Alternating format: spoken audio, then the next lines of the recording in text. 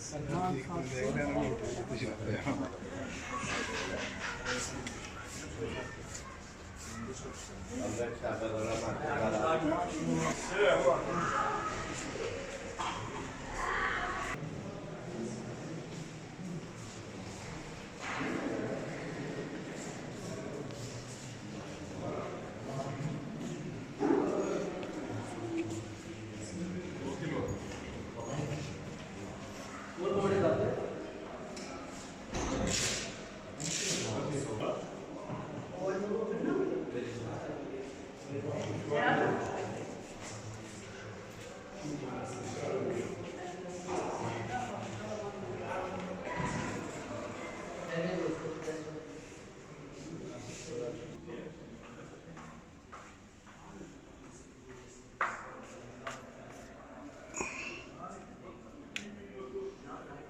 Salman Farsi ne I will just you translate. I will explain. Okay, we are standing in front of Maqam Salman al-Farsi. Vi står rett foran Maqam al-Farsi. Before we speak about Salman al-Farsi, the main question always is there the body and what is the difference between Maqam and Qabr? Før vi går videre, det alltid spørsmål hva forskjell mellom Maqam og Qabr. Kroppen ligger her eller ikke?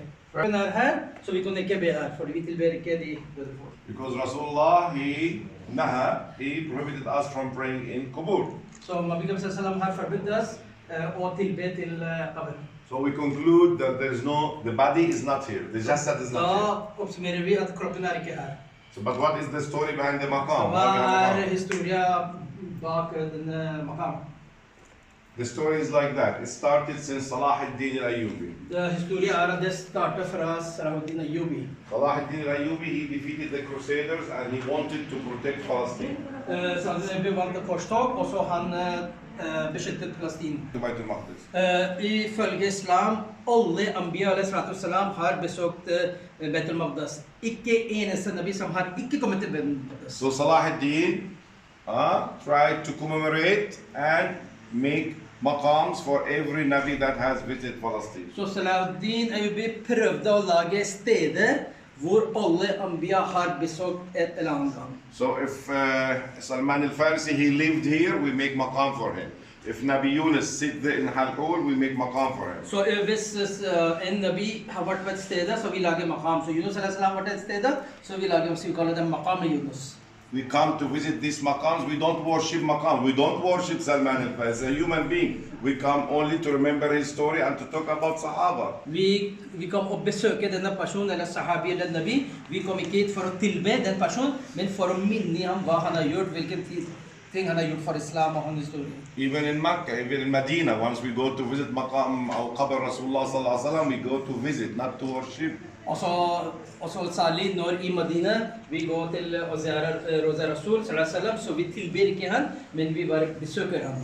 One sect. Today we are so many sects. Rasulullah said we will be over. Men hans sjelen skal være det stedet her hvor han har brukt tiden. And this shrine, this wood, it become a connection between earth and heaven. Og så dette stedet har forbindelse mellom jorda og himmelen. So it depends where you are standing. Så det er opp til hva dere tenker, hvordan dere... If you are Sunni or Wahhabi, you don't care about maqam. You will destroy this. Eller hvis du er Wahhabi, du tenker ikke på det stedet, du kommer til å ødelegge den. If you are Shiite or Sufi, this is very important because his soul is living here. Hvis du er Shia eller hvis du er Sufi, det er veldig viktig for deg, fordi da sjelen til Salman Farsi er her. In Palestine, we have the maqam separated from the mosque. I Palestine, vi har maqam, det er atskilt fra mosken. And in Palestine, how do we differ between if there's a jasad or no jasad? Look at the maqam. Where's the direction of Qibla? This is the direction of Qibla. If this was a qubur, a tomb, how will be the direction of the tomb? Så i Palestine, du ser på retning av den qabr, at der er det Qibla, og du ser hvis det hadde vært den qabr, så den retning hadde vært sånn. So the direction should be like that. Så eller sånn. Nei, det er riktig. Can I ask one question, please? I have Det some. er riktig, Huda skal være der. Yes, please. I'm just asking. I'm a Sunni. Yeah, I'm answering you. I'm answering Yeah, you. okay. Because, okay, Shia, there are 12 sects. One of them is the closest to the Sunni. The others, they are far away from the Sunni. En gren av Shia, de veldig nær til Sunni, men resten de langt borte fra Sunni. There are Shia that they believe Ali is a prophet, and there are Shia that they believe Ali is Allah subhanahu wa ta'ala. Noen Shia de tror at Ali han er et profet, en nabi, og så noen tror at han er Allah subhanahu wa ta'ala. We have the Druze. They are Shia, the Druze. And the Druze, they believe in the reincarnation. Once the person dies, his soul comes back again. Let's go to the topic again. I'm answering the question. No, incarnation is something else. Reincarnation I'm is talking something about, else. I'm giving you information, just take the information. You can sit with him afterwards and then Alright, so in Jewish there's something called nefesh. Do you know what is nefesh? In Judaism, there are known some heter nefesh. Nefesh is from the word in Arabic nafs. Nefesh is the word for Arabic, they come from nafs. Nafs and ruh, they are different. Nafs or ruh, they are forskjellige. So the Jewish, they have the same belief. They can build a tomb, and they believe that the nafs will live in the tomb. Og jødene, de har samme tro, de bygger en stor dom, og så da tror de at det er nafs inni der. Salman al-Farsi, he came to Palestine and lived here. So this was his house. Salman Farsi kom til Palestine, og han bodde her, dette var hans hus. And he is originally from Faris, from Iran. And he is originally from, han er opprinnelig fra Iran. And he is famous in Islam because of which war? The Khandaq. Og han er veldig kjent for en sahabi, fordi det var en krig som heter Khandaq-krig. And Rasulullah, after the Khandaq war, he said, Salman minna alil bayt. Og Nabi sallam etter den krigen har sagt til Salman, han er fra min familie. This is why Salman became very important person in the Shiite sect, because Rasulullah said he is from Ahlul Bayt. Also for the Shia sect, Salman blir veldig viktig person, fordi Nabi sallam han er Ahlul Bayt, og de tror på Ahlul Bayt. He left Palestine and he died in Iraq, Allah Ta'ala. Han flyttet fra Palestine, han døde i Irak, og så... In Baghdad, or move for Baghdad, and we have a shrine for him here. Now again, do we have a jasad here?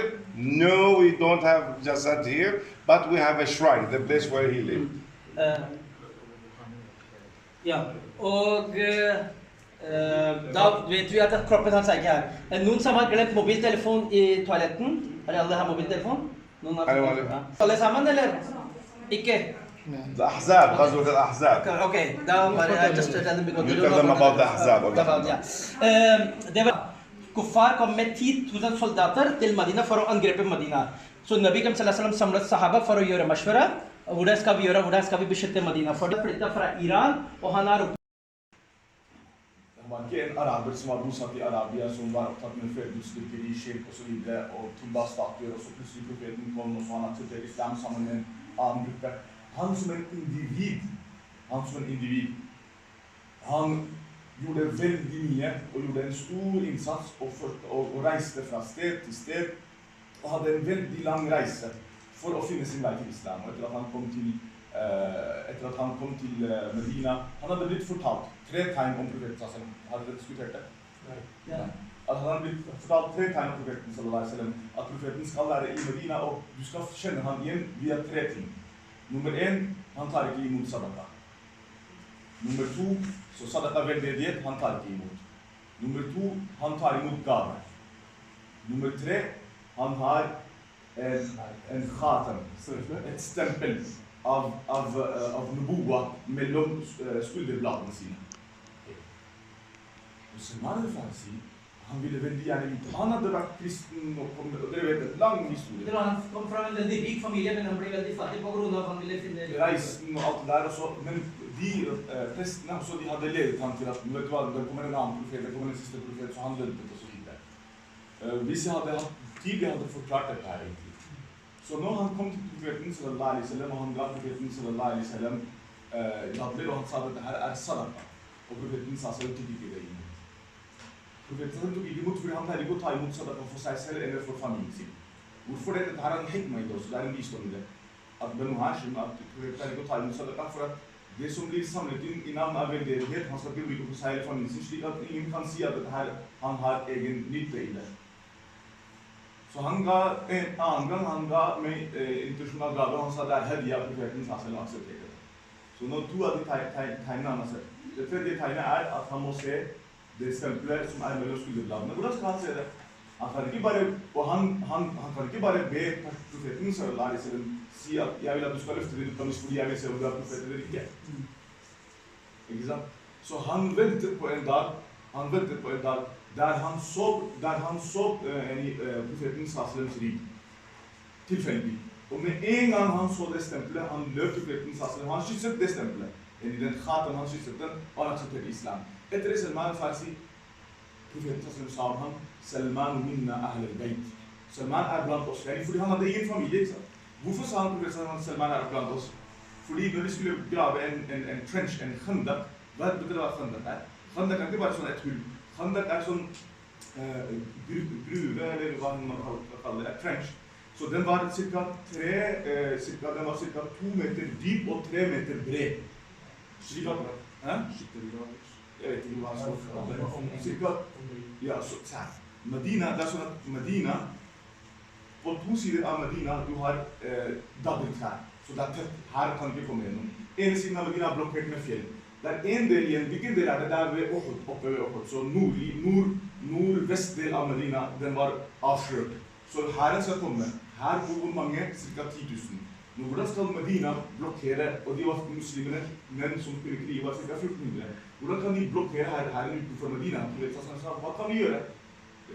Så Salman Farsi kom med forslag. Hvordan hadde han det forslaget? Fordi perserne pleide å gjøre det. Så han sa, og det betyr at man kan ta forslag fra andre nasjoner også når det gir nytte til muslimer. Salman sa vi kan grave en trench. Så 2 meter dyp cirka, 3 meter bred, hest kan ikke hoppe over heller. Det blir vanskelig. Og hvis noen klarer å komme seg over på andre siden, muslimene kan bare skyte. Så dette her tok 1 måned for dem. Det en lang historie og så videre. Etter at de hadde gjort det, og de sa at dette her var et suksessfull alternativ, og dette her var et suksessfull plan, og det var en skikkelig defensiv plan, Muhajirun sa at Salman minna. Det ble sånn konkurranse. Hvem Salman? Muhajirun, de som emigrerte fra Mekka til Medina, de sa Salman blant oss, fordi han ikke fra Medina, så han emigrert, så de sa Salman muhajir. Og Ansar sa nei, Salman minna. Ansar, han blant oss. Hvorfor det? Fordi han ikke emigrert sammen med de fra Mekka. Så det som om han blant oss. Profeten sa Salman minna ahlul. Muhajirun sa han blant oss, Ansar sa han blant oss, profeten sa han blant oss. Så dette Salman Farsi. Salman Farsi levde veldig lenge. Men noen overdriver 240 år og så videre. Nei, mellom Mabein 80 og 100. Mellom 80 og 100. Han levde et langt liv. Han hadde en lang reise før han aksepterte islam, etter at han aksepterte islam, så Salman Farsi og det land. Så det vi gjør når vi kommer slik stedet, vi tar en lærdom fra hvordan en person gjør så mye innsats for å finne sannheten. Det den lærdommen vi skal ta. Gjør så mye innsats for å finne sannheten, og forlater bak seg absolutt alt for å finne sannheten. Så når han fant sannheten, han fikk så stor status at i dag, 1400 år siden, vi sitter her og snakker om Salman Farsi. Så dette den forståelsen vi må ha. Alt annet, jeg vet ikke hva dere har blitt fortalt, hva dere ikke har blitt fortalt, men jeg kunne komfortabelt si at det meste av det ikke relevant i det minste. Og når det Ahl-Sunnah wal-Jama'a, det ikke sånn at noen Ahl-Sunnah wal-Jama'a, noen eller sjelene går høyre, venstre og dit og datt. Nei, det ikke sånn det Vi ikke så svake i vår teologi, eller at vi til i dag kan forstå hvor sjelene og hvor kroppen Ok?